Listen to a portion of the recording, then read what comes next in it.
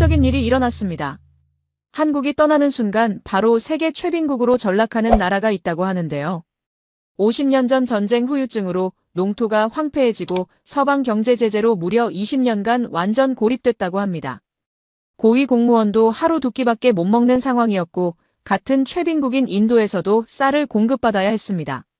그런데 1986년 개혁 개방이 되면서 이 어려운 나라의 판을 바꾼 외국 기업이 있다고 합니다. 그건 바로 대한민국의 삼성전자.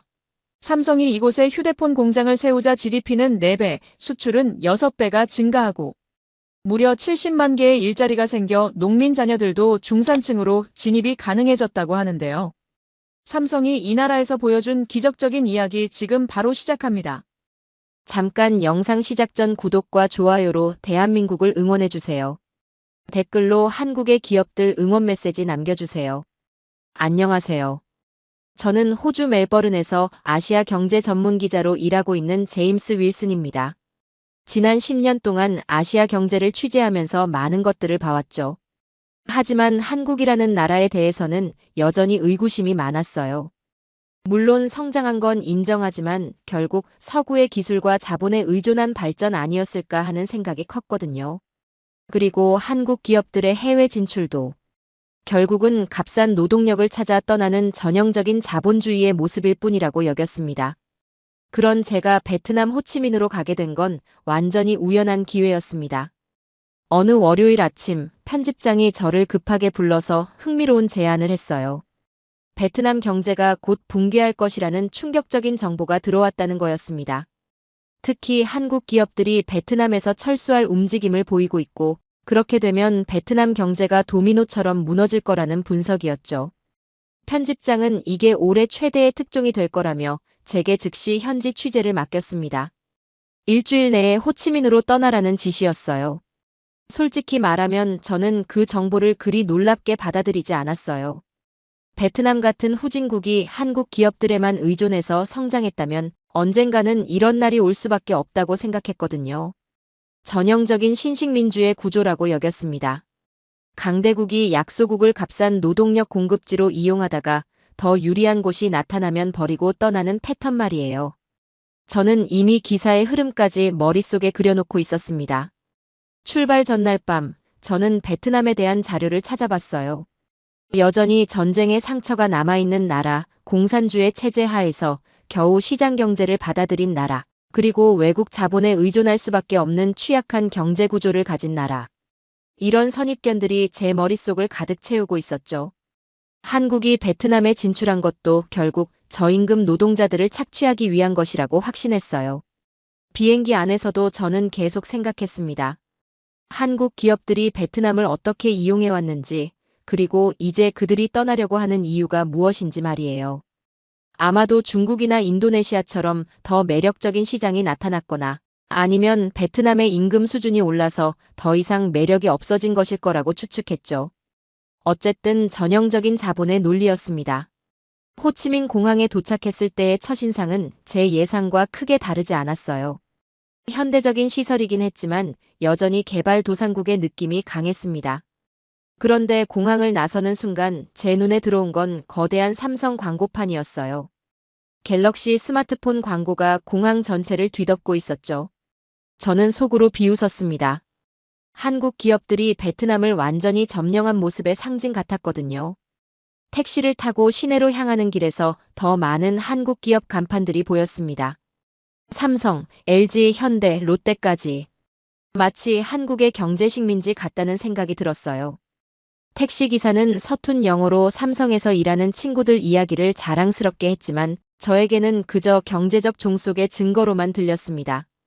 베트남 사람들이 한국 기업에 의존해서 살아가고 있다는 명확한 증거였죠. 호텔에 체크인하고 방에 들어가서 창밖을 내려다봤습니다. 호치민 시내의 모습은 전형적인 동남아시아 도시의 모습이었어요. 오토바이들이 거리를 가득 메우고 있었고 현대적인 건물들 사이로 낡은 건물들이 뒤섞여 있었죠. 멀리 보이는 공장지대에는 한국 기업들의 로고가 선명하게 보였습니다. 그날 저녁 호텔 레스토랑에서 식사를 하면서 저는 이번 취재의 목표를 명확히 했습니다. 베트남이 한국에 얼마나 의존적인지, 그리고 한국 기업들이 철수하면 어떤 경제적 파장이 일어날지를 객관적으로 분석하는 것이었죠. 제 머릿속에는 이미 기사 제목까지 떠올라 있었어요. 베트남 경제의 위험한 한국 의존도 또는 한국 기업 철수로 흔들리는 베트남 경제 같은 제목 말입니다. 어린 시절부터 저를 괴롭혀온 트라우마도 한몫했던 것 같습니다. 제가 12살 때 아버지가 사업 실패로 파산하면서 우리 가족이 겪었던 고통이 떠올랐거든요. 아버지는 작은 제조업체를 운영했는데 대기업의 하청업체로 일하다가 결국 버림받았어요. 대기업이 더 저렴한 업체를 찾자 우리는 하루아침에 모든 걸 잃었습니다. 그때 저는 세상이 결국 강자가 약자를 이용하는 구조라는 걸 깨달았어요. 베트남과 한국의 관계도 마찬가지일 거라고 생각했죠. 첫날 밤 호텔방에서 저는 취재 계획을 구체적으로 세웠습니다.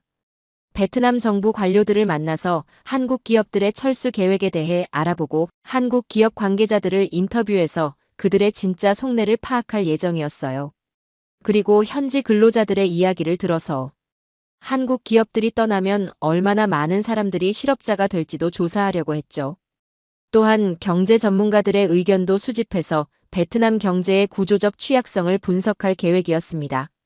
한국에만 과도하게 의존한 경제 구조가 얼마나 위험한지, 그리고 이런 일방적 의존 관계가 결국 베트남에게 어떤 결과를 가져올지를 객관적으로 보여주고 싶었어요. 하지만 그때의 저는 몰랐습니다. 앞으로 제가 목격할 진실이 얼마나 충격적일지, 그리고 제 고정관념이 얼마나 잘못된 것이었는지를 말이에요. 베트남에서의 첫날 밤, 저는 여전히 서구 중심적 시각에 갇혀 있었고 한국과 베트남의 관계를 단순한 착취 구조로만 이해하고 있었습니다. 진실은 훨씬 복잡하고 놀라운 것이었는데도 말이죠. 이튿날 아침 일찍 저는 베트남 경제부 건물로 향했습니다. 호치민 시내 중심가에 위치한 이 건물은 생각보다 현대적이었어요.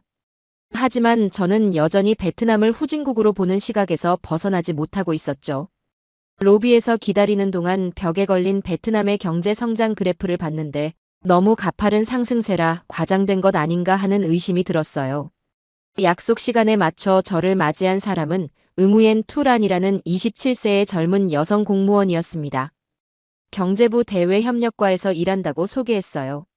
첫인상은 매우 똑똑해 보였지만 저는 속으로 이런 어린 공무원이 과연 베트남 경제의 실상을 제대로 알고 있을까 의문이 들었습니다. 그런데 란과 대화를 시작하자마자 제 생각이 바뀌기 시작했어요. 란은 유창한 영어로 베트남 경제 현황을 설명하기 시작했습니다. 그런데 그 내용이 제가 예상했던 것과는 완전히 달랐어요. 란은 한국에 대한 존경심이 대단했습니다. 한국어도 조금 할 줄 안다며 간단한 인사말을 건네기도 했죠. 그런데 그 존경심이 단순한 동경이 아니라 구체적인 수치와 사실에 기반한 것이라는 걸 곧 깨달았어요. 란이 꺼내 보여준 첫 번째 자료는 정말 충격적이었습니다.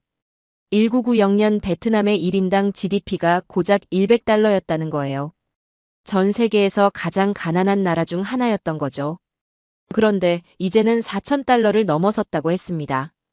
40배가 증가한 셈이었어요. 저는 처음에는 이 수치를 믿을 수 없었습니다. 어떻게 이런 급속한 성장이 가능할까요? 라는 계속해서 설명했습니다. 이 모든 변화의 시작점이 1995년이었다고 해요. 바로 한국 기업들이 베트남에 본격적으로 진출하기 시작한 해였죠. 당시 베트남은 도이머이 정책을 통해 시장 경제를 도입했지만 여전히 최빈국이었습니다. 인프라는 전쟁으로 파괴된 상태였고 기술도 없었고 자본도 없었어요. 그런 상황에서 한국 기업들이 과감하게 투자를 시작했다는 거였습니다. 특히 삼성의 이야기가 인상적이었어요. 1995년 삼성이 처음 베트남에 왔을 때 현지 상황은 정말 열악했다고 합니다. 전력 공급도 불안정했고 도로 사정도 좋지 않았어요. 숙련된 기술자도 거의 없었죠. 그런데 삼성은 포기하지 않고 꾸준히 투자를 계속했다는 거예요. 라는 이런 이야기를 할 때마다 눈을 반짝이며 자랑스러워했습니다. 저는 여전히 의구심을 품고 있었어요. 그래서 직접적으로 물어봤습니다. 하지만 결국 한국 기업들이 값싼 노동력을 이용하려고 온 것 아닌가요? 란의 대답은 예상과 달랐습니다. 처음에는 그럴 수도 있었겠지만 지금은 완전히 다르다는 거예요. 한국 기업들이 베트남에 투자한 금액만 230억 달러에 달한다고 했어요. 단순히 공장만 세운 게 아니라 기술 이전, 교육 투자, 현지 인재 양성에도 엄청난 돈을 쏟아부었다는 거였습니다. 란이 보여준 두 번째 자료는 더욱 놀라웠어요. 현재 베트남에서 일하는 한국 기업 직원이 70만 명에 달한다는 거였습니다. 이들 대부분이 베트남 현지인이고 이들의 평균 임금이 베트남 평균 임금보다 2배 이상 높다고 했어요. 그리고 이들을 통해 기술이 전수되고 있다는 거죠. 단순한 조립 작업이 아니라 고급 기술까지 배우고 있다고 했습니다. 하지만 저는 여전히 회의적이었어요. 그래서 좀 더 날카로운 질문을 던졌습니다. 만약 한국 기업들이 철수한다면 어떻게 될까요? 란의 표정이 잠시 어두워졌어요. 그리고 솔직하게 인정했습니다. 정말 큰 타격을 받을 거라고요. 하지만 동시에 이런 말도 했어요. 한국 기업들도 베트남 없이는 힘들 거라고요. 이제는 상호 의존 관계가 되었다는 거였습니다. 라는 구체적인 예를 들어 설명했어요. 삼성 갤럭시 스마트폰의 절반 이상이 베트남에서 생산된다고 했습니다. 베트남이 삼성의 글로벌 생산 기지가 된 거죠. 그리고 베트남 현지 협력업체들도 삼성의 글로벌 공급망에 참여하고 있다고 했어요. 이제는 한국 기업들도 베트남 없이는 경쟁력을 유지하기 어렵다는 거였습니다. 점심시간이 되어 란과 함께 베트남 전통 음식점에 갔어요. 쌀국수를 먹으면서 란은 개인적인 이야기도 들려줬습니다. 자신의 아버지가 한국 기업에서 일하면서 가족을 부양할 수 있었다고 해요. 덕분에 자신도 대학을 졸업하고 공무원이 될 수 있었다고 했죠. 한국에 대한 감사함이 진심으로 느껴졌어요. 하지만 란의 이야기 중에서 가장 인상적이었던 건 다른 거였습니다. 한국 기업들이 단순히 경제적 이익만 추구하는 게 아니라는 거예요. 베트남의 발전을 진심으로 바라고 있다는 느낌을 받는다고 했습니다. 예를 들어 삼성은 베트남 대학생들을 한국으로 보내서 교육시키는 프로그램을 운영하고 있다고 해요.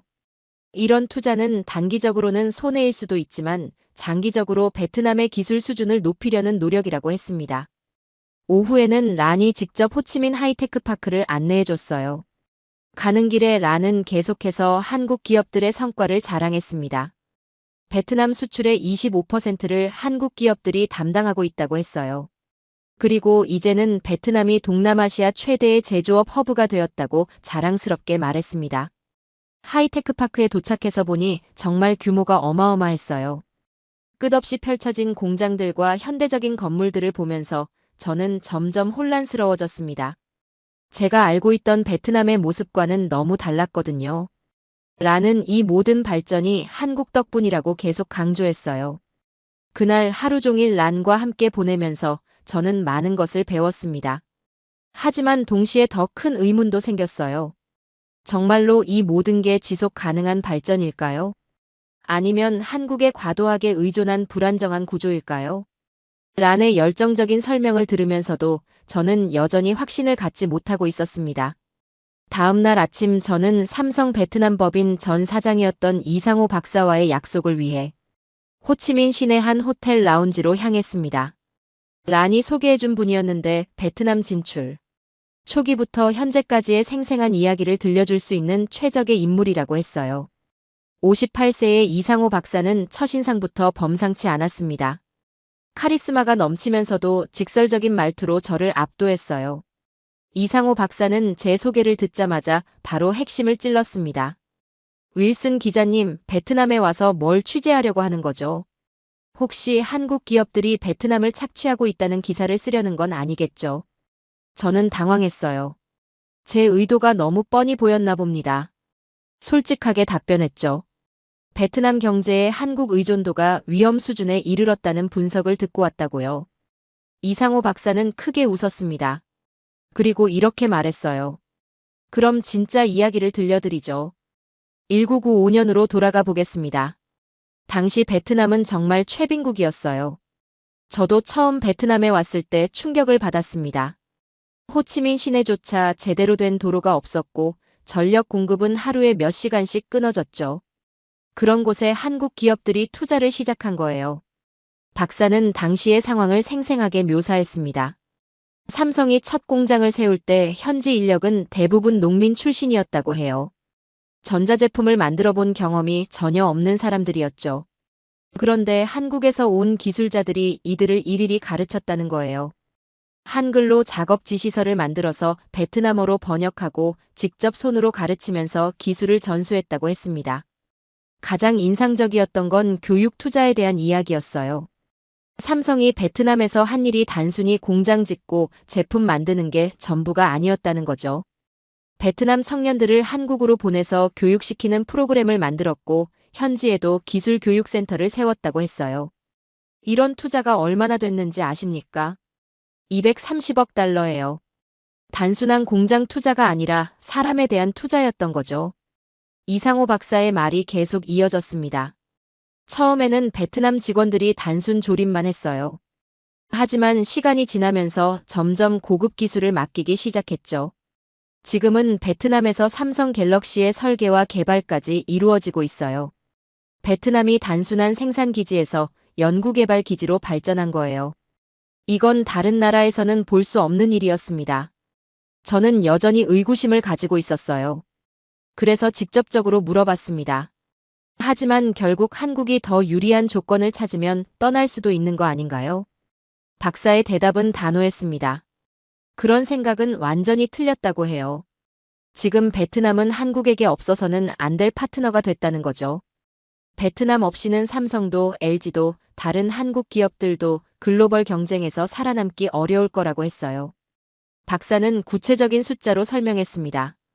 현재 전 세계 삼성 스마트폰의 50% 이상이 베트남에서 생산된다고 해요. 그리고 베트남의 협력 업체들이 삼성의 글로벌 공급망에서 핵심적인 역할을 하고 있다고 했습니다. 이제는 베트남이 단순한 하청업체가 아니라 진짜 파트너가 된 거라고 강조했어요. 점심을 함께 하면서 박사는 더 흥미로운 이야기를 들려줬습니다. 한국 기업들이 베트남에 온 건 단순히 경제적 이유만이 아니었다고 해요. 베트남 전쟁 당시 한국이 참전했던 역사적 인연도 있었고 같은 아시아 국가로서의 동질감도 있었다는 거죠. 그래서 다른 서구 기업들과는 접근 방식이 달랐다고 했습니다. 서구 기업들은 베트남을 그냥 값싼 노동력 공급지로만 봤어요. 박사가 말했습니다. 하지만 한국 기업들은 달랐어요. 베트남의 잠재력을 보고 장기적으로 함께 성장하려고 했죠. 그 차이가 지금의 결과를 만든 거예요. 베트남 사람들도 그 차이를 느끼고 있어요. 그래서 한국에 대한 감정이 특별한 거죠. 오후에는 박사와 함께 삼성 디스플레이 베트남 공장을 방문했습니다. 공장 규모가 정말 어마어마했어요. 축구장 수십 개를 합친 크기였죠. 그런데 더 놀라운 건 이곳에서 일하는 베트남 직원들의 모습이었어요. 최첨단 장비를 능숙하게 다루고 있었고 한국인 관리자와 베트남어와 한국어를 섞어가며 자연스럽게 소통하고 있었습니다. 공장 견학을 마치고 박사는 저에게 중요한 질문을 던졌습니다. 윌슨 기자님, 이제 어떻게 생각하세요? 이게 착취인가요? 아니면 상생인가요? 저는 대답하기 어려웠어요. 제가 보고 들은 것들이 기존의 생각과 너무 달랐거든요. 박사는 제 표정을 보고 미소를 지었습니다. 저도 처음에는 의구심이 있었어요. 박사가 솔직하게 말했습니다. 한국 기업들의 해외 진출이 정말 현지에 도움이 될까 싶었거든요. 하지만 베트남에서 20년 넘게 일하면서 확신하게 됐어요. 이건 진짜 윈윈이에요. 베트남은 한국 덕분에 기적적으로 발전했고 한국은 베트남 덕분에 글로벌 경쟁력을 갖게 됐어요. 그날 저녁 호텔로 돌아가는 길에 저는 많은 생각에 잠겼습니다. 이상호 박사의 이야기는 정말 설득력이 있었어요. 하지만 동시에 제 기존 믿음과 너무 상충되는 내용이었죠. 과연 이 모든 게 진실일까요? 아니면 한국 기업 관계자의 일방적인 주장일까요? 저는 아직 확신을 갖지 못하고 있었습니다. 호텔방에서 그날 취재 내용을 정리하면서 저는 점점 혼란스러워졌어요. 베트남에 오기 전 제가 가지고 있던 확신이 흔들리기 시작했거든요. 과연 한국과 베트남의 관계를 어떻게 평가해야 할까요? 단순한 경제적 착취일까요? 아니면 진정한 상생 파트너십일까요? 아직은 판단하기 어려웠습니다. 사흘째 되는 날, 란과 함께 삼성 베트남 공장을 직접 방문하기로 했습니다. 호치민에서 차로 약 1시간 거리에 있는 공장이었는데 가는 길에 란은 계속해서 기대에 찬 표정으로 이야기했어요. 직접 보시면 정말 놀라실 거예요. 베트남이 얼마나 발전했는지 실감하실 수 있을 거라고 했습니다. 저는 여전히 반신반의하는 마음이었지만 객관적인 현실을 확인해 보고 싶었어요. 공장에 도착하자마자 저는 그 규모에 압도당했습니다. 정말 끝이 보이지 않을 정도로 거대한 건물들이 쭉 늘어서 있었어요. 입구에서부터 철저한 보안 검색을 받았는데 마치 첨단 연구소에 들어가는 것 같았습니다. 안내를 맡은 베트남인 매니저는 유창한 한국어로 저희를 맞이했어요. 한국에서 3년간 연수를 받았다고 자랑스럽게 말했습니다. 첫 번째 생산 라인에 들어서자 정말 충격을 받았어요. 수백 명의 베트남 직원들이 최첨단 장비를 이용해서 스마트폰을 조립하고 있었습니다. 그런데 이들의 움직임이 정말 숙련되어 보였어요. 단순한 조립 작업이 아니라 정밀한 기술이 필요한 공정들을 척척 해내고 있었죠. 라는 제 놀란 표정을 보고 만족스러워했습니다. 매니저가 설명해 주기를 이 공장에서만 일일이 10만 대의 스마트폰이 생산된다고 했어요. 그리고 여기서 만들어진 제품들이 전 세계로 수출된다고 했습니다. 베트남이 삼성의 글로벌 생산 기지 역할을 하고 있다는 게 정말 실감났어요. 제가 알고 있던 베트남의 모습과는 완전히 달랐거든요. 두 번째 방문한 곳은 연구개발센터였습니다. 여기서 더 큰 충격을 받았어요. 베트남 엔지니어들이 한국 엔지니어들과 함께 새로운 스마트폰 모델을 개발하고 있었거든요. 단순한 생산만 하는 게 아니라 설계와 개발까지 담당하고 있었던 거죠. 이건 제가 전혀 예상하지 못했던 모습이었어요. 연구개발센터에서 만난 젊은 베트남 엔지니어와 대화를 나눴습니다. 그는 호치민 공과대학을 졸업하고 삼성에 입사해서 지금까지 5년째 일하고 있다고 했어요. 처음에는 단순한 테스트 업무부터 시작했지만 지금은 신제품 개발팀의 핵심 멤버가 되었다고 자랑스럽게 말했습니다. 한국 동료들과 아무런 차별 없이 일하고 있다는 것도 강조했어요. 점심시간에는 공장 내 구내식당에서 베트남 직원들과 함께 식사를 했습니다. 놀라운 건 이들의 급여 수준이었어요. 베트남 평균 임금의 2배에서 3배까지 받고 있다고 했습니다. 그리고 회사에서 제공하는 각종 복리후생도 상당했어요. 의료보험, 자녀 교육비 지원, 한국 연수 기회까지 제공하고 있었죠. 오후에는 호치민 하이테크파크 전체를 둘러봤습니다. 삼성뿐만 아니라 LG, 현대, 포스코 등 수많은 한국 기업들이 입주해 있었어요. 그리고 이들 한국 기업을 중심으로 수백 개의 베트남 협력업체들이 함께 성장하고 있었습니다. 정말 하나의 거대한 산업 생태계가 형성되어 있다는 느낌이었어요. 하이테크파크를 둘러보면서 란이 들려준 통계가 충격적이었습니다. 현재 베트남에서 일하는 한국 기업 직원이 70만 명이라고 했어요. 그리고 이들의 가족까지 포함하면 200만 명 이상이 한국 기업과 직간접적으로 연결되어 있다는 거였습니다. 베트남 전체 인구가 9,700만 명인 걸 생각하면 정말 엄청난 비중이었어요. 그런데 견학을 마치고 호텔로 돌아가는 길에 뜻밖의 인물을 만났습니다. 프랑스 출신의 피에르 듀보아라는 사업가였어요. 48세의 이 남자는 프랑스 다국적 기업의 동남아시아 대표를 맡고 있다고 소개했습니다. 란과 제가 하이테크 파크에서 나오는 모습을 보고 말을 걸어온 거였어요. 피에르는 제가 호주 기자라는 걸 알자 적극적으로 대화를 시도했습니다. 그런데 그의 말이 정말 도발적이었어요. 한국 기업들의 베트남 진출을 보고 계신 거군요. 하지만 속지 마세요. 이건 전형적인 경제 식민지화예요. 한국이 베트남을 완전히 종속시키고 있는 거라고 했습니다. 피에르의 주장은 제가 처음에 가지고 있던 생각과 비슷했어요. 한국 기업들이 베트남의 값싼 노동력을 착취하고 있고 베트남은 한국에 완전히 의존하게 되었다는 거였죠. 그리고 한국이 더 유리한 조건을 찾으면 언제든지 베트남을 버리고 떠날 거라고 경고했어요. 그러면 베트남은 하루아침에 다시 최빈국으로 돌아갈 거라고 했습니다. 라는 피에르의 말에 강하게 반발했어요. 그건 완전히 틀린 이야기라고 했습니다. 한국과 베트남은 진정한 파트너십을 구축하고 있고 서로에게 도움이 되는 관계라고 주장했어요. 하지만 피에르는 비웃으며 순진한 생각이라고 일축했습니다. 피에르는 계속해서 자신의 주장을 펼쳤어요. 유럽 기업들이야말로 베트남의 진정한 발전을 가져다 줄 수 있다고 했습니다. 한국식 모델은 지속 가능하지 않다는 거였죠. 그리고 앞으로 유럽연합 기업들이 베트남 시장에 본격 진출할 예정이라고 했어요. 그러면 베트남도 한국에만 의존하지 않아도 될 거라고 했습니다. 그날 밤 호텔방에서 저는 깊은 고민에 빠졌습니다. 하루 종일 본 것들이 정말 인상적이었어요. 베트남의 발전상이 놀라웠고 한국 기업들의 투자 규모도 상상 이상이었죠. 하지만 피에르의 말도 일리가 있다고 생각됐어요. 과연 이런 일방적 의존 관계가 건강한 걸까요? 어린 시절의 트라우마도 다시 떠올랐습니다.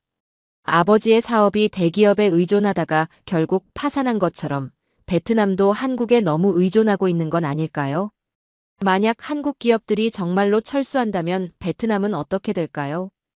피에르의 경고가 현실이 될 수도 있는 거 아닐까요? 저는 점점 혼란스러워졌어요. 제가 본 현실과 제 기존 신념 사이의 괴리가 너무 컸거든요.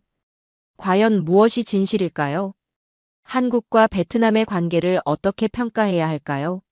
내일은 더 깊이 파고들어야겠다고 생각했습니다. 넷째 날 아침, 란이 제게 특별한 제안을 했습니다. 정말 중요한 자료를 보여드리고 싶다고 했어요. 베트남 경제부에서 극비리에 작성한 경제 시뮬레이션 보고서라고 했습니다. 한국 기업들이 베트남에서 철수할 경우 어떤 일이 벌어질지를 분석한 자료라고 했어요. 저는 호기심이 생겼지만 동시에 걱정도 됐습니다. 과연 그런 기밀 자료를 외국 기자에게 보여줘도 되는 건지 의문이 들었거든요. 라는 제 걱정을 알아차리고 설명했습니다. 이 자료는 베트남 정부가 공식적으로 공개하기로 결정한 것이라고 해요. 최근 일부 외국 세력들이 한국과 베트남의 관계를 이간질하려는 시도가 있어서 진실을 알리기 위해 공개하기로 했다는 거였습니다. 피에르 같은 사람들의 주장에 대응하기 위한 조치라고 했어요. 경제부 회의실에서 만난 건 람뿐만 아니라 경제부 차관과 정책기획과장까지 포함된 고위 공무원들이었습니다. 이들이 준비한 프레젠테이션은 정말 충격적이었어요. 첫 번째 시나리오는 한국 기업들이 단계적으로 철수하는 경우였습니다. 만약 삼성, LG, 현대 등 주요 한국 기업들이 베트남을 떠난다면 베트남 GDP의 30%가 사라진다는 분석이었어요. 더 구체적인 수치가 이어졌습니다. 70만 명의 직접 고용이 사라지고 관련 협력업체까지 포함하면 200만 명 이상이 일자리를 잃게 된다는 거였어요. 베트남 수출의 25%가 한국 기업을 통해 이루어지고 있는데 이것도 모두 사라진다는 거였습니다. 정말 끔찍한 시나리오였어요. 경제부 차관이 직접 설명했습니다. 만약 한국 기업들이 철수한다면 베트남은 하루아침에 1990년대 수준으로 돌아갈 수 있다고 했어요. 40년간의 발전이 물거품이 될 수 있다는 거였죠. 그리고 이런 상황이 되면 베트남은 다시 최빈국 지위로 전락할 가능성이 높다고 경고했습니다. 하지만 더 충격적인 건 두 번째 시나리오였어요. 베트남이 한국 기업들을 잃으면 한국도 큰 타격을 받는다는 분석이었습니다. 현재 삼성 스마트폰의 55%가 베트남에서 생산되고 있는데 이 생산 기지를 잃으면 삼성의 글로벌 경쟁력이 크게 떨어진다는 거였어요. 다른 곳으로 생산 기지를 이전하는 데만 최소 3년은 걸릴 거라고 했습니다. 정책기획과장이 보여준 자료는 더욱 놀라웠습니다. 베트남 현지 협력업체들이 한국 기업들의 글로벌 공급망에서 핵심적인 역할을 하고 있다는 거였어요. 이들 없이는 한국 기업들도 제품을 제때 생산할 수 없다는 거였죠. 이제는 한국과 베트남이 서로 없어서는 안 될 관계가 되었다는 설명이었습니다. 란이 마지막으로 보여준 자료가 가장 인상적이었어요. 한국과 베트남의 경제 협력이 단순한 일방적 투자가 아니라 진정한 상호 의존 관계로 발전했다는 분석이었습니다. 베트남은 한국 덕분에 제조업 강국이 되었고 한국은 베트남 덕분에 글로벌 제조업 경쟁력을 유지할 수 있게 되었다는 거였죠. 전형적인 윈윈 구조라고 강조했습니다. 그런데 가장 중요한 건 다음 설명이었어요. 이런 상호 의존 관계가 형성되기까지 한국 기업들이 얼마나 많은 투자를 했는지에 대한 분석이었습니다. 단순히 공장만 세운 게 아니라 교육, 기술 이전, 인프라 구축에 230억 달러를 투자했다는 거였어요. 이는 베트남 연간 GDP의 15%에 해당하는 엄청난 금액이었습니다. 차관이 강조한 점이 인상적이었어요. 서구 기업들은 베트남을 단순한 생산 기지로만 봤지만 한국 기업들은 달랐다는 거였습니다. 베트남의 장기적 발전을 위해 투자했고 현지 인재 양성에도 엄청난 노력을 기울였다고 했어요. 그 결과 베트남이 단순한 조립, 생산 기지에서 연구 개발까지 담당하는 첨단 제조업 기지로 발전할 수 있었다는 거였죠. 점심시간에 란과 단둘이 대화를 나눴습니다. 란은 솔직하게 인정했어요. 처음에는 자신도 한국 기업들이 베트남을 이용만 하고 떠날 거라고 생각했다고 해요. 하지만 시간이 지나면서 생각이 바뀌었다고 했습니다. 한국 기업들이 베트남의 진정한 파트너가 되려고 노력하고 있다는 걸 깨달았다고 했어요. 란이 들려준 개인적인 경험담이 감동적이었습니다. 자신의 남동생이 삼성 장학금을 받아서 한국 유학을 다녀왔다고 해요. 그리고 지금은 베트남으로 돌아와서 현지 스타트업을 창업했다고 했습니다.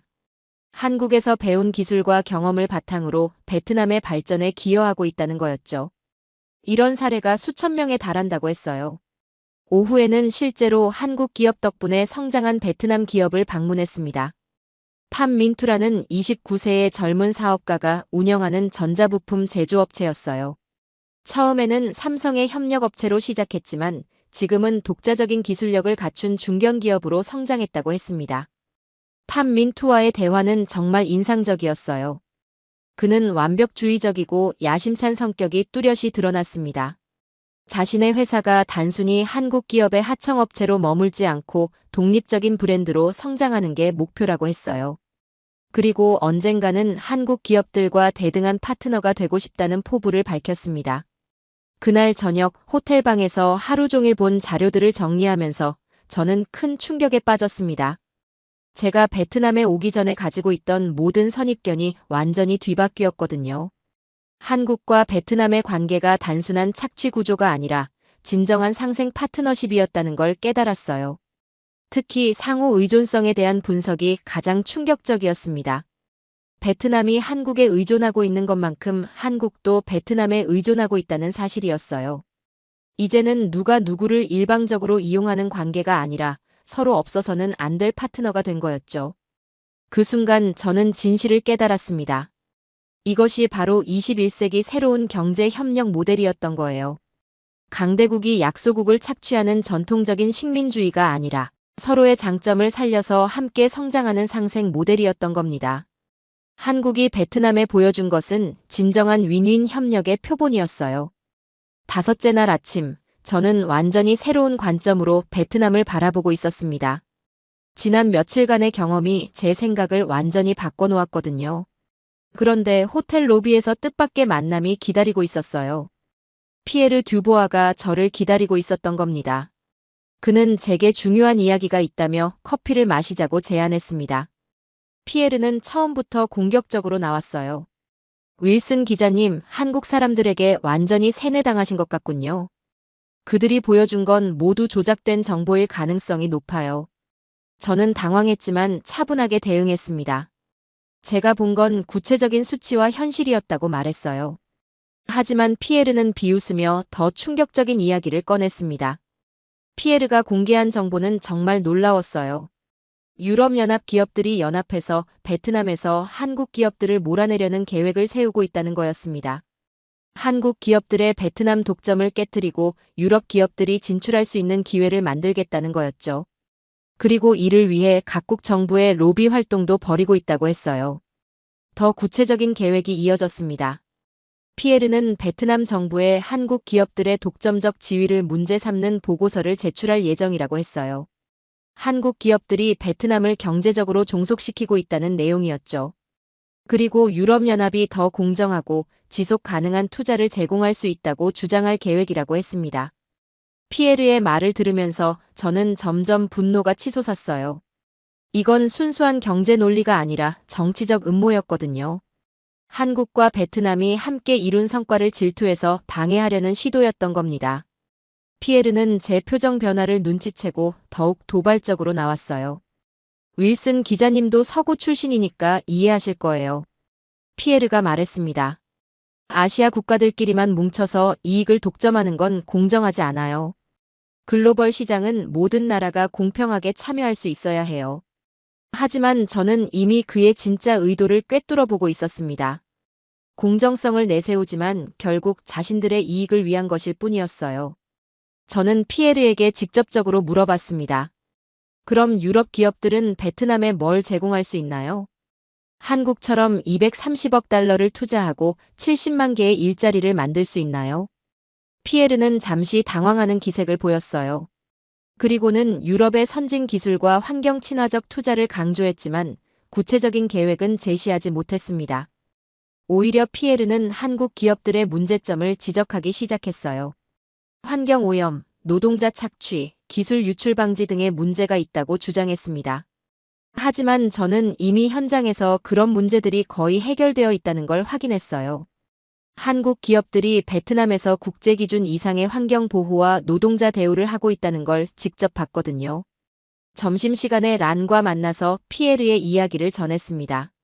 란의 반응은 예상했던 것보다 훨씬 심각했어요. 이미 베트남 정부도 그런 움직임을 파악하고 있다고 했습니다. 유럽연합에서 베트남에 압력을 넣고 있다는 정보도 입수했다고 해요. 하지만 베트남 정부는 한국과의 파트너십을 포기할 생각이 전혀 없다고 단언했습니다. 란이 들려준 베트남 정부의 입장이 명확했어요. 한국과 베트남의 협력은 지난 30년간의 역사와 신뢰를 바탕으로 한 것이라고 했습니다. 단순히 경제적 이익만을 위한 관계가 아니라 진정한 파트너십이라는 거였죠. 그리고 이런 관계를 쉽게 포기할 수 없다고 강조했어요. 오후에는 이상호 박사와 다시 만났습니다. 박사도 피에르와 같은 움직임에 대해 이미 알고 있었어요. 한국 기업들도 대응 방안을 마련하고 있다고 했습니다. 하지만 가장 중요한 건 진실을 알리는 것이라고 강조했어요. 한국과 베트남의 협력이 얼마나 성공적이었는지를 객관적으로 보여주는 게 최선의 대응이라고 했습니다. 박사는 저에게 특별한 부탁을 했어요. 호주 기자로서 객관적인 시각으로 한국과 베트남의 협력 모델을 세상에 알려달라고 했습니다. 서구 언론들이 편견을 가지고 보도하기 전에 진실을 먼저 알리는 게 중요하다고 강조했어요. 저는 그 순간 제가 해야 할 일이 무엇인지 명확하게 깨달았습니다. 그날 저녁 호텔에서 저는 중요한 결정을 내렸습니다. 피에르와 같은 세력들의 음모를 폭로하고 한국과 베트남의 진정한 파트너십을 세상에 알리는 기사를 쓰기로 한 거예요. 제가 직접 보고 경험한 진실을 바탕으로 객관적이고 공정한 보도를 하겠다고 다짐했습니다. 밤늦게까지 기사 초안을 작성했습니다. 제목은 베트남 기적의 진실 한국이 만든 경제 동반자로 정했어요. 베트남이 어떻게 최빈국에서 제조업 강국으로 발전했는지, 그리고 한국 기업들이 그 과정에서 어떤 역할을 했는지를 상세히 기록했습니다. 단순한 투자나 착취가 아니라 진정한 상생 협력이었다는 점을 강조했어요. 기사에는 구체적인 수치와 사례도 포함했습니다. 230억 달러의 투자 규모, 70만 개의 일자리 창출, 베트남 수출의 25% 담당 등 객관적인 데이터를 제시했어요. 그리고 팜민투와 같은 현지 기업가들이 한국 기업과의 협력을 통해 어떻게 성장했는지도 자세히 소개했습니다. 무엇보다 중요하게 다룬 건 상호 의존성이었어요. 베트남이 한국에 의존하고 있는 것만큼 한국도 베트남에 의존하고 있다는 점을 강조했습니다. 이제는 일방적인 관계가 아니라 서로 없어서는 안 될 파트너가 되었다는 거였죠. 이런 모델이 바로 21세기 새로운 국제 협력의 표본이라고 평가했어요. 마지막에는 피에르와 같은 세력들의 음모에 대한 경고도 포함했습니다. 기존 강대국들이 새로운 협력 모델을 질투해서 방해하려고 한다는 점을 지적했어요. 하지만 진실은 결국 승리할 것이고 한국과 베트남의 파트너십은 계속 발전할 것이라고 확신한다고 썼습니다. 여섯째 날 아침, 저는 베트남에서의 마지막 날을 맞이했습니다. 제가 쓴 기사 베트남 기적의 진실. 한국이 만든 경제 동반자를 본사에 송고한 후 편집장으로부터 긴급 전화를 받았어요. 이 기사가 정말 폭탄이 될 것 같다며 즉시 일면 톱으로 게재하겠다고 했습니다. 그리고 이 기사가 전 세계 언론에 배포될 예정이라고 알려줬어요. 몇 시간 후 놀라운 일이 벌어졌습니다. 제 기사가 온라인에 게재되자마자 엄청난 반향이 일기 시작한 거예요. 소셜미디어에서는 한국과 베트남의 협력 모델에 대한 찬사가 쏟아졌고 각국 언론들도 관련 기사를 쏟아내기 시작했습니다. BBC, CNN, 로이터 등 주요 언론들이 제 기사를 인용하며 한국의 베트남 투자를 재평가하기 시작했어요. 더 놀라운 건 피에르 듀보아와 유럽연합 기업들의 음모가 폭로되면서 일어난 반응이었습니다. 베트남 정부는 즉시 성명을 발표하며 한국과의 파트너십을 더욱 강화하겠다고 발표했어요. 그리고 일부 외국 세력들의 이간질 시도를 강력히 규탄한다고 밝혔습니다. 베트남 국민들의 반응도 뜨거웠어요. 호치민 시내에서는 한국에 대한 감사 집회까지 열렸다고 했습니다. 점심시간에 란으로부터 깜짝 소식을 들었어요. 한국 정부에서 제게 공식적인 감사 인사를 전해왔다는 거였습니다.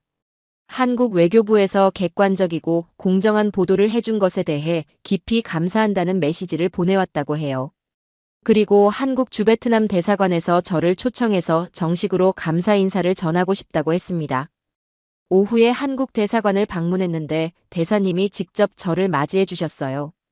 대사님은 제 기사가 한국과 베트남의 진정한 관계를 알리는데 큰 역할을 했다고 치하해 주셨습니다. 그리고 앞으로도 이런 객관적인 보도를 부탁한다며 한국 방문을 공식 초청해 주셨어요. 저는 정말 영광스러웠지만 동시에 책임감도 느꼈습니다. 더 놀라운 소식이 이어졌어요. 제 기사가 나간 후 피에르 듀보아의 음모가 완전히 무력화되었다는 거였습니다. 유럽연합 내부에서도 그의 계획에 대한 비판이 일기 시작했고 일부 유럽 기업들은 오히려 한국 기업들과의 협력을 모색하기 시작했다고 해요. 한국식 상생 모델을 배우고 싶다는 문의가 쏟아지고 있다는 거였습니다. 저녁에는 특별한 만남이 기다리고 있었어요. 판민투가 저를 자신의 공장으로 초청한 거였습니다. 그는 제 기사를 읽고 깊은 감동을 받았다고 했어요. 베트남 기업가로서 한국과의 협력이 얼마나 소중한지를 알리는데 도움을 준 것에 대해 감사하다고 했습니다. 그리고 놀라운 소식을 알려줬어요. 판민투의 회사가 드디어 독자 브랜드 출시에 성공했다는 거였습니다. 한국 기업들과의 협력을 통해 축적한 기술력을 바탕으로 자체 제품을 개발한 거예요. 그는 이제 한국 기업들과 대등한 파트너가 되었다며 자랑스러워했습니다. 이것이야말로 진정한 상생 협력의 결과라고 생각됐어요. 판민투는 앞으로의 계획도 들려줬습니다. 자신의 성공 사례를 다른 베트남 기업들과 공유해서 더 많은 기업들이 성장할 수 있도록 돕고 싶다고 했어요. 그리고 언젠가는 베트남 기업들이 한국뿐만 아니라 전 세계 시장에서 경쟁할 수 있는 수준까지 발전시키고 싶다는 포부를 밝혔습니다. 그날 밤 호텔에서 지난 일주일을 되돌아보며 저는 많은 것을 느꼈습니다. 베트남에 오기 전에 저와 지금의 저는 완전히 다른 사람이 되어 있었어요. 서구 중심적 사고에서 벗어나 아시아의 새로운 가능성을 발견했거든요. 한국과 베트남이 보여준 협력 모델이 바로 미래의 국제관계 모습이라는 확신이 들었습니다. 제 기사의 파급력은 계속 커져갔어요. 각국 정부와 기업들이 한국의 베트남 투자 모델을 연구하기 시작했다는 소식이 들려왔습니다. 특히 아프리카와 남미 국가들이 한국에 비슷한 협력을 요청하고 있다고 해요. 한국식 상생 모델이 전 세계의 주목을 받게 된 거였습니다. 더욱 놀라운 건 학계의 반응이었어요.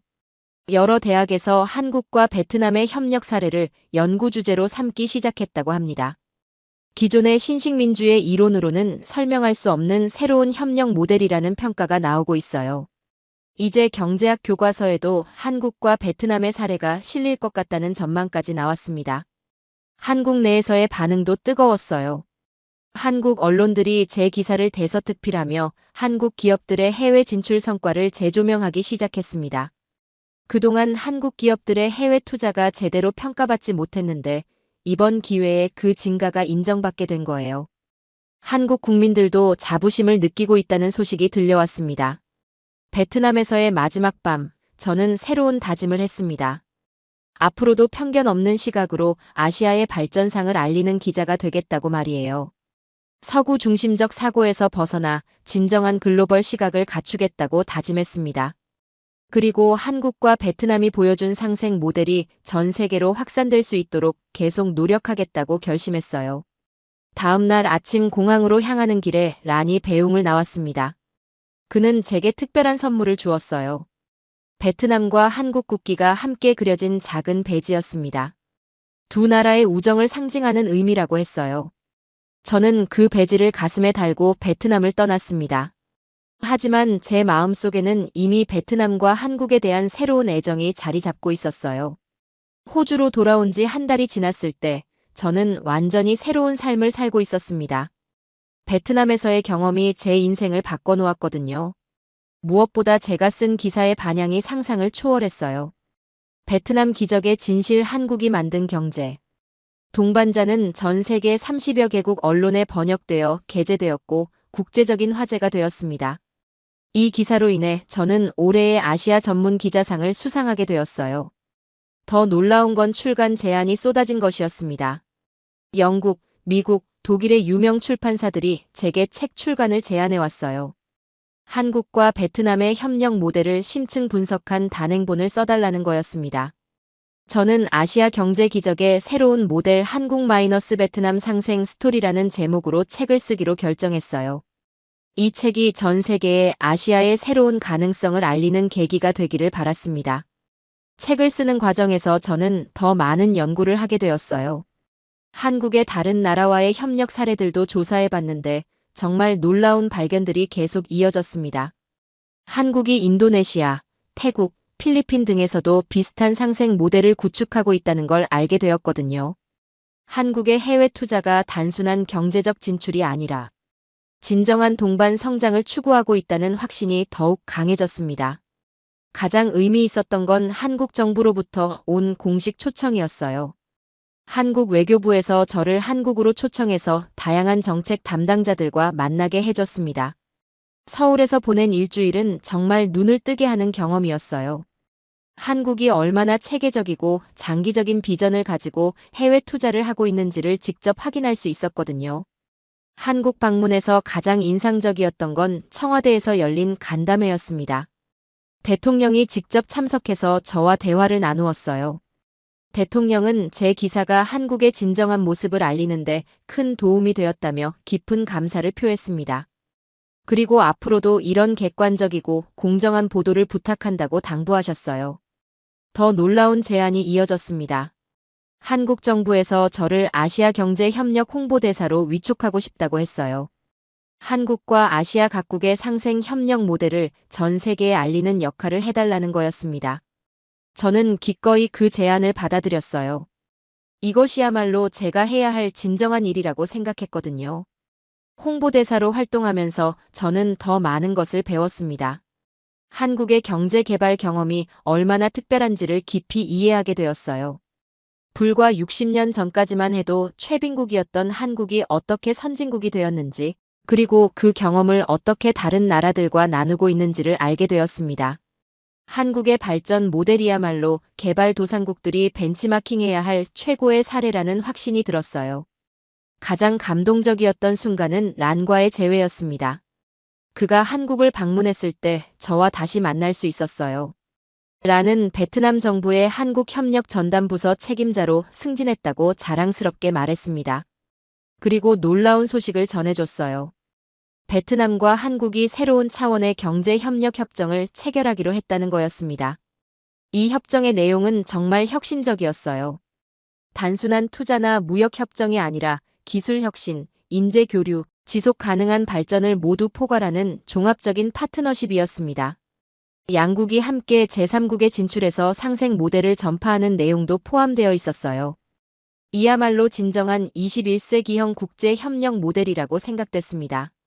란과의 대화에서 더욱 놀라운 이야기를 들었어요.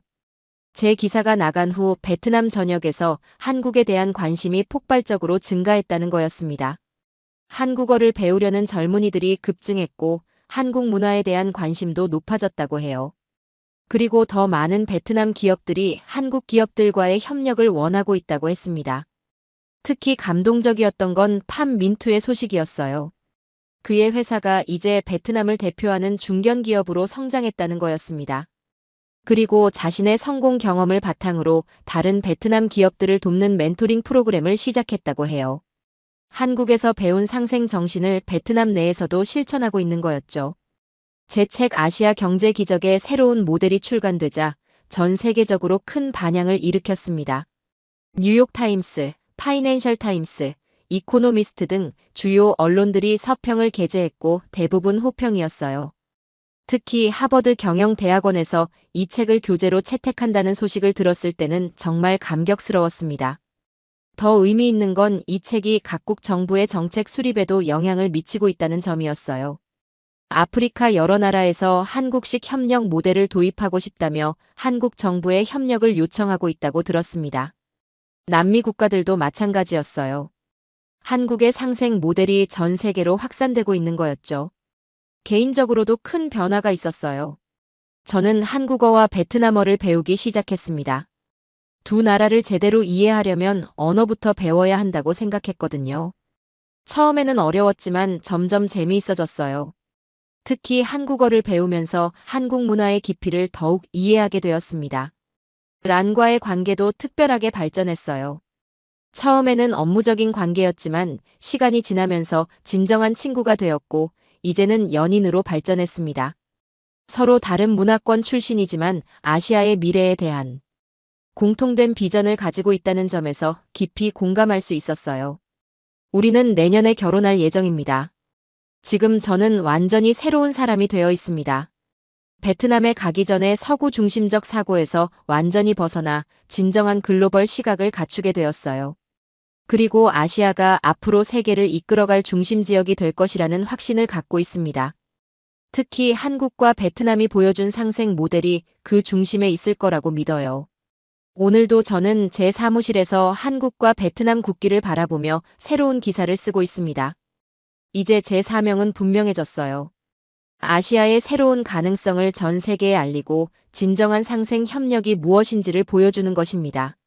한국과 베트남이 시작한 이 아름다운 여정이 전 세계로 확산되어 더 나은 세상을 만드는 데 기여할 수 있기를 진심으로 바랍니다.